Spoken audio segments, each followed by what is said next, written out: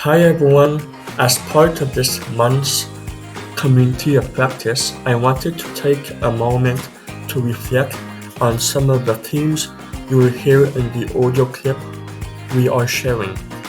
It focuses on climate resilience and adaptation, especially at the community level, something I think we all agree is crucial right now. What really stood out to me is the emphasis on local knowledge, lived experience, and the importance of centering marginalized and Indigenous voices in our planning.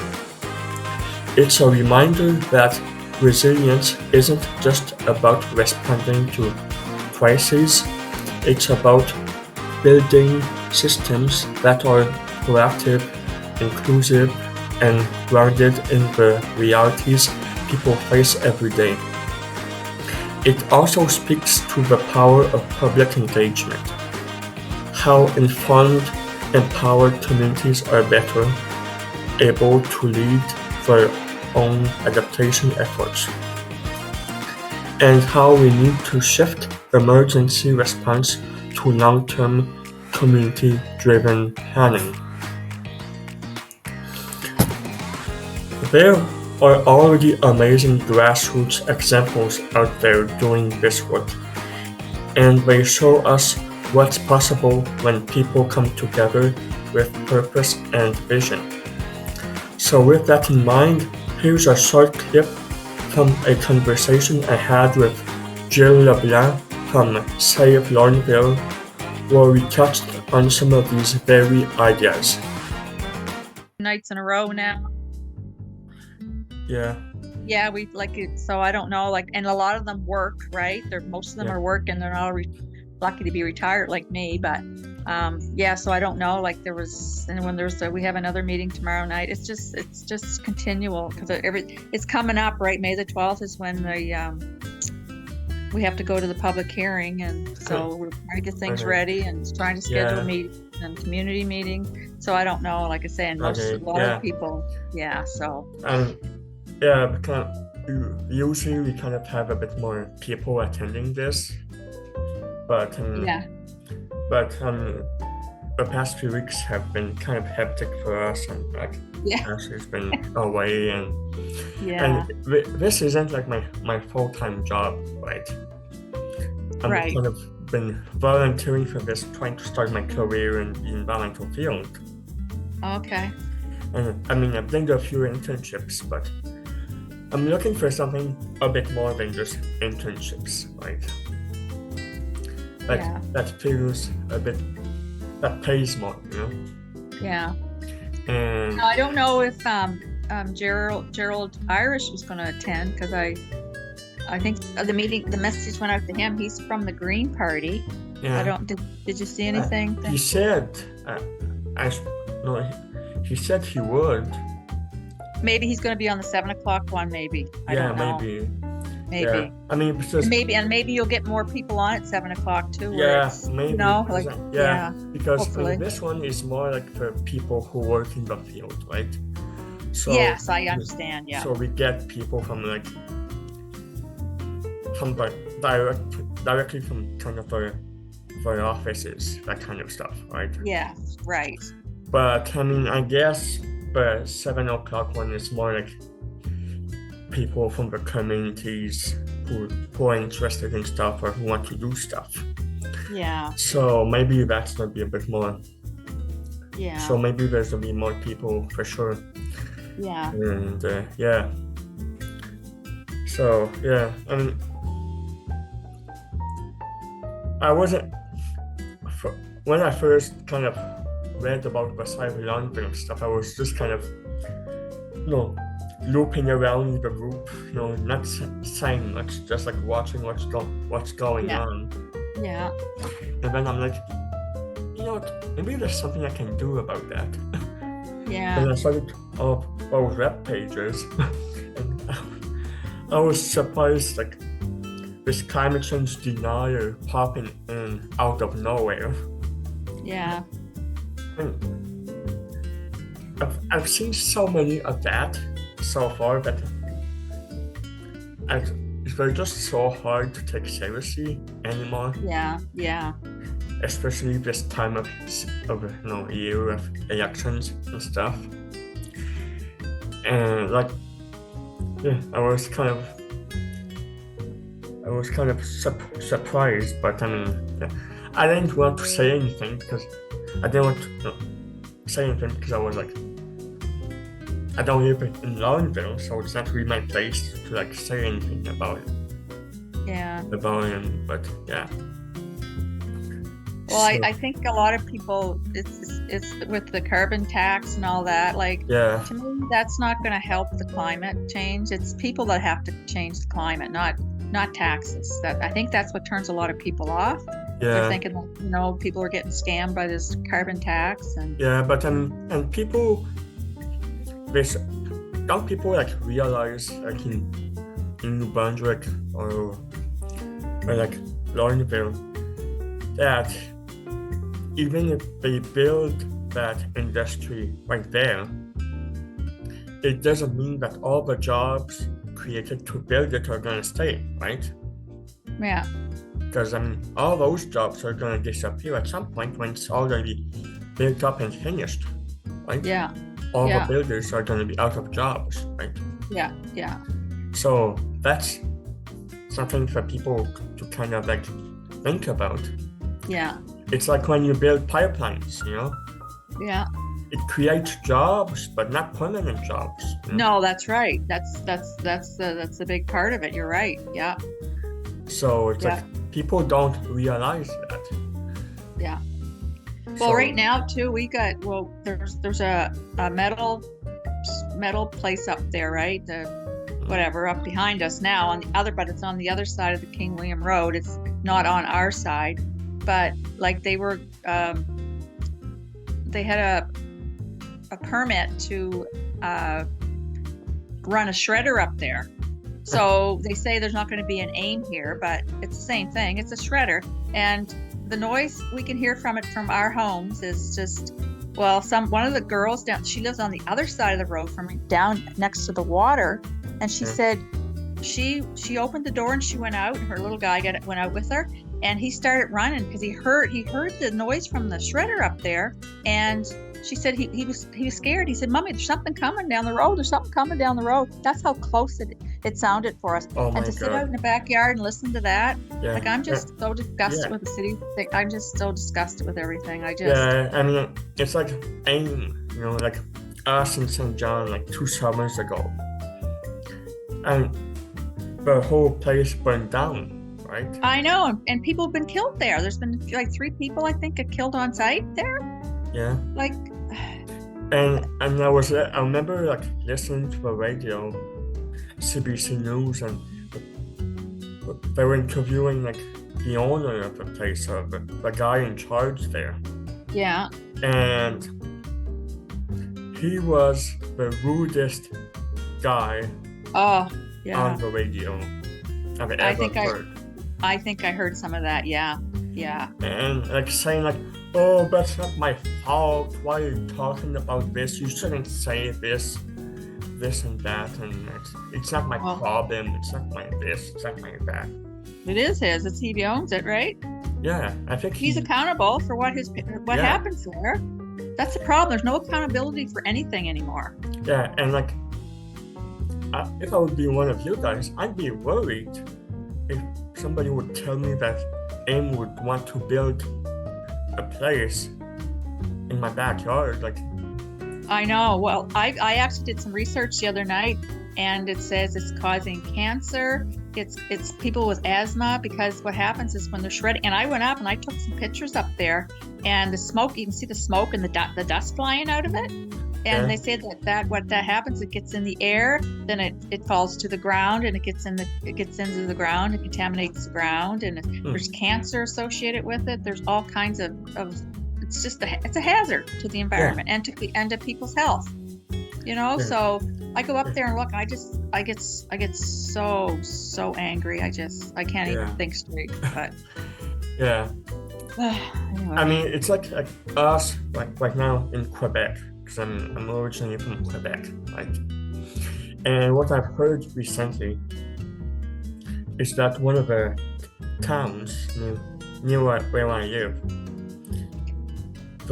the government of Quebec, basically, they want to allow this American company to go up there and just create like this big wasteland just to put trash there,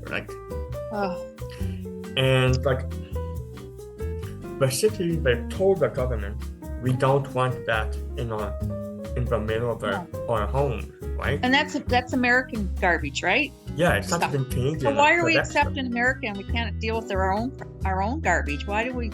It's money. Yeah. It's all about the money, right? Yeah, and like Quebec, like you think the environmental ministries should be better than the governments sometimes, right? Yeah. But like the environmental department of the Quebec government, frankly, it's been the worst the province has ever seen. Like, oh really? Yeah. Well, that's like ours. Our environment minister is also the minister of regional development. That's a conflict of interest. Yeah. Right? I mean, and I sent him a message this morning and said that. Yeah. I sent an email to him this morning. Yeah, I mean, right? Frankly, Susan Holt, I'm pretty happy to see her there because as a francophone, it just seemed that she can speak French fluently. Yeah. I kind of like that, being a francophone myself, right? Yeah. Because being from Quebec and it just having connected with the francophone community in New Brunswick, it's like you feel for them, the happiness they must feel. Yeah. Having somebody that can represent them. Yeah. And the way that she's so open about what the government is doing. Like every premier in the country should be like that, Exactly. Of course the government isn't perfect, and there's a lot of work to be done. Yeah.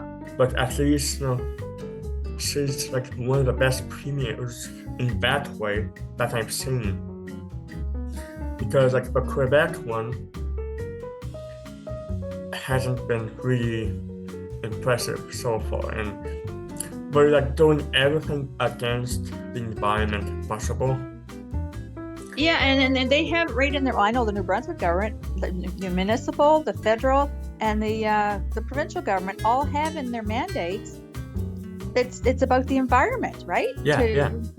We need to protect it, and then they turn around and do things like that. I just don't get it. But it's like St. John, And I get it. There's all like these environmental organizations, like of course ACCN, there's ACAP and everything. Yeah. But you'd think like the city would try to do a bit more instead of always being like an urban side and everything. Exactly. They're pushing residential out of here. That's what they're doing, and they get more tax money from residential than they do from industry. But they're encroaching. It seems to be encroaching in all the residential areas here, and just it's going to, if this thing comes, I think I'm moving. I'm moving right out of St. John altogether. I'm not staying in St. John. Yeah. I first moved down here because of the bay, and I kind of, when I was a kid, I would come down here with my parents like every summer. Yeah. 2 weeks. Because my grandparents had a house in Cape Cod by the Canadian cases. Okay, yeah. So we'd basically go there for 2 weeks every summer with my grandparents. And like sometimes we'd come in St. John and we'd drive along like the coast of the bay and everything. So the Bay of Fundy was like one of the things that kept me here. Yeah, I love the water myself. Yeah. And I just kind of wish, I guess sometimes, that more people would pay attention to it uptown, I guess. Yes, yeah. Because I'd be walking by like on Harbor Passage, and then for whatever, and sometimes I'd see like 2 or 3 seals, Yeah. And sometimes I'm like, should I even point them out to people, or am I just gonna look crazy? Because back home in Quebec, we don't really see seals or anything like that, No, right, yeah. Not inland, at least. So it's always kind of special when I see some of those, Yeah. I've seen so many of them so far that when I talk about that with my folks back home, I call the seals like the marine pigeons. Yeah. Sometimes there's just like so many of them together. Oh, yeah. Well, they used to be a city bird, pigeons, but we get them down here now. Yeah. In Lorneville, so yeah. Anyways, I guess I could literally just cut this off because this is supposed to go on for like 1 hour, but yeah, and I have like I don't think I'm gonna, because I had kind of an agenda I was gonna go through, but it's not enough people. Yeah.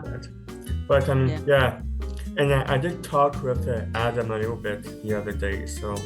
Yeah, did you? Okay. So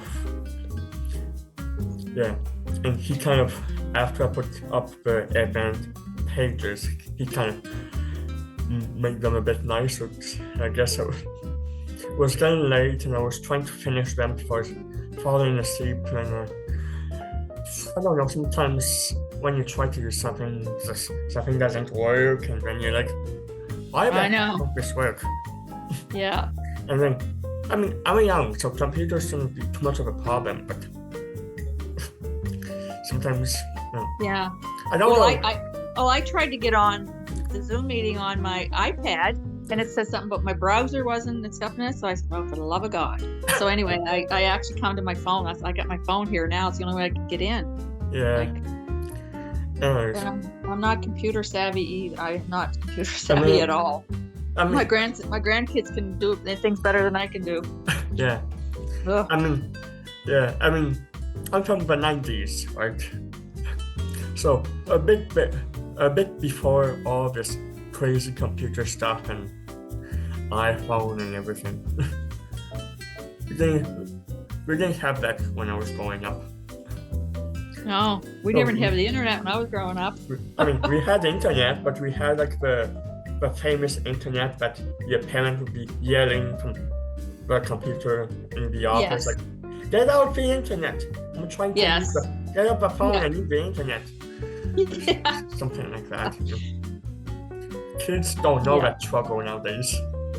No, they don't. But they're on it too much. That's all you. That's the only problem. Sitting in a room, they're all on their phones, right? Yeah. They don't know how to socialize anymore. Yeah. So anyways, there's the other meeting tonight. Yeah. And also we're gonna have a newsletter coming out in beginning of May, something like that. Okay. And there's gonna be a few other talks and stuff, but that's more like in May. Because we were supposed to have stuff going on for April, but we got all like moved around because of people out of the office and stuff. But yeah. So next month all these talks should be like a bit better organized. Yeah. Maybe you can send a message to Adam, just to maybe he can put something on, because my stuff doesn't seem to get, I don't know, I seem to get down on the bottom or something. And he can mention this just to people, because we had this one, and then there's another one we're actually going to it. It's called Connections. Yeah. Up on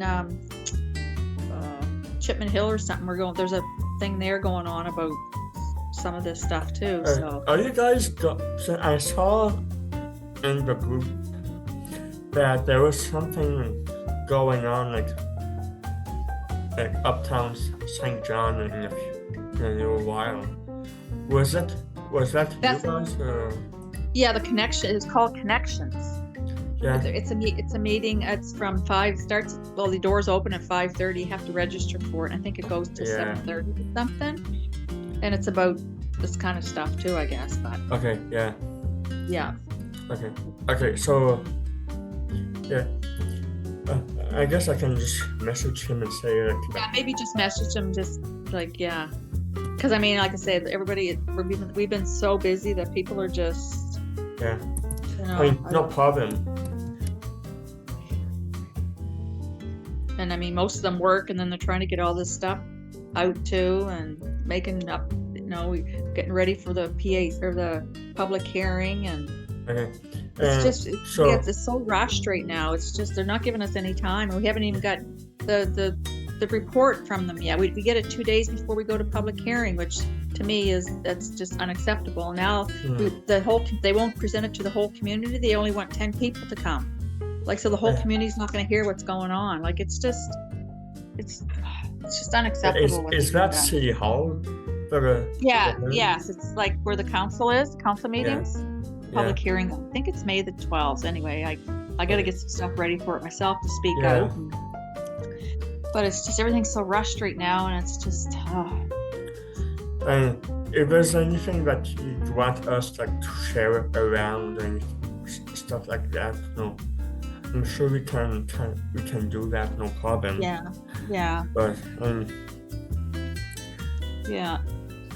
I say maybe just maybe contact Adam just to. Yeah, I just sent him a note saying like we're on right now. But anyway. Yeah. So. Okay. Yeah. Anyways, right. I mean, I won't keep you if you're kind of in a rush to get to like something else. Yeah. Okay. Well, it's been nice talking to you. Yeah.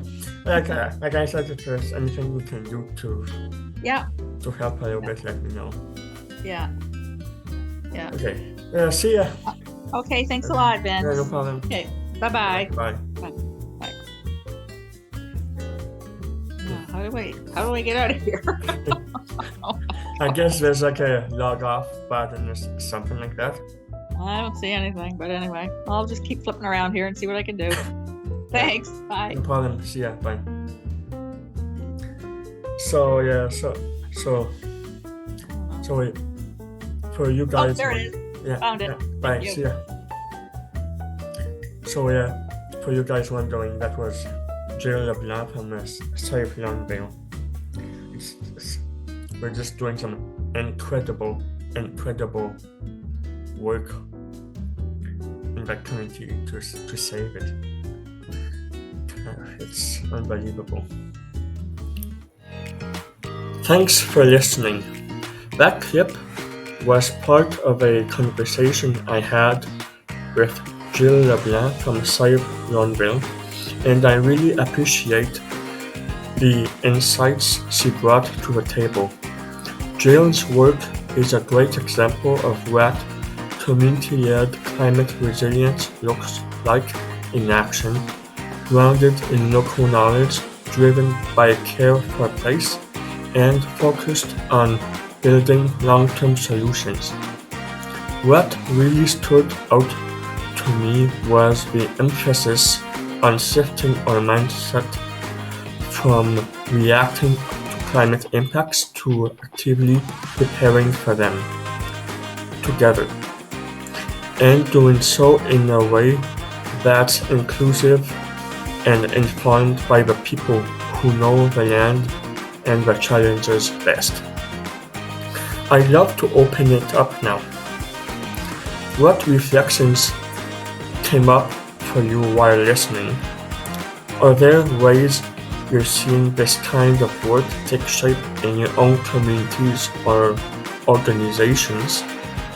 And how can we, through this network, better support these grassroots efforts?